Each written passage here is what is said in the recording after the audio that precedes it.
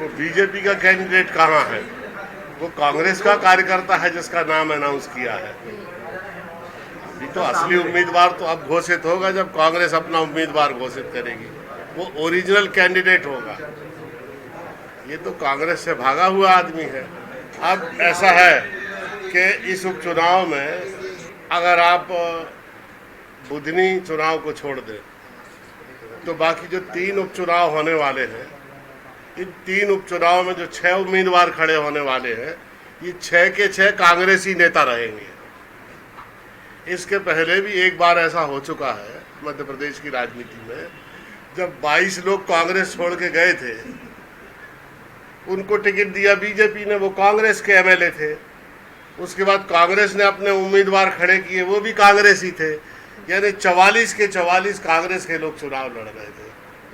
मतलब आप समझने की कोशिश करें मैं कह क्या रहा हूँ कि जो राजनीतिक प्रतिबद्धता यानी आइडियोलॉजिकल कन्विक्शन, एक पार्टी और विचार पर टिकने वाली बात, ये अब नहीं रही। ये बिल्कुल एक नई राजनीतिक संस्कृति है जिसका निर्माण बीजेपी ने किया है कि जिसमें दोनों उम्मीदवार एक ही विचार, एक ही पार्टी और एक ही परंपरा के होते। वो इसलिए गए कि भविष्य के प्रति सुरक्षा का बोध उनके मन में था, पैसे का लालच उनके मन में था, पद का लालच उनके मन में था। भाई एमएलए तो यही थे, अब दोबारा एमएलए बनने के लिए चुनाव लड़ रहे हैं। तो ये कितने मूर्ख लोग हैं जो ऐसा कर रहे हैं। अभी नहीं मान रहे कांग्रेसी। मैं एक बहुत आइडियोलॉजिकल कन्वेक्शन की बात कर रहा हूँ, वैचारिक प्रतिबद्धता और राजनीतिक प्रतिबद्धता की बात कर रहा हूँ।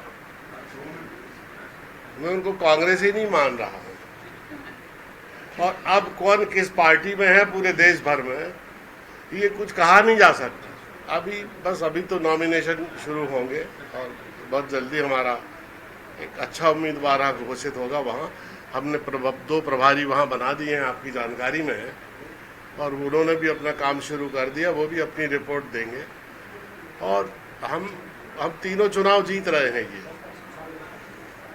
उस तरह से छीना झपटी नहीं कर पाएगी बीजेपी, जैसे सिंधिया जी जब चले गए थे तब हुए थे। आपको पता है कौन है? नहीं, अब विधानसभा सत्र शुरू होगा तो जो संसदीय नियम संचालन और प्रक्रिया है उसके अनुसार सब चीज़ें शुरू होगी। हमारा प्रतिपक्ष का नेता विधानसभा अध्यक्ष को उसके प्रमाण सहित लिख के देगा, कांग्रेस अध्यक्ष विधानसभा अध्यक्ष को लिख के देंगे कि उन्होंने सार्वजनिक रूप से बीजेपी ज्वाइन कर ली है और इसलिए दल बदल कानून के तहत इनकी सदस्यता को शून्य किया जाए। अब ये तो निर्लज्जता और बेशर्मी आई है, इस्तीफे नहीं दे रहे। बीजेपी में चले गए तो भी इस्तीफा नहीं दे रहे।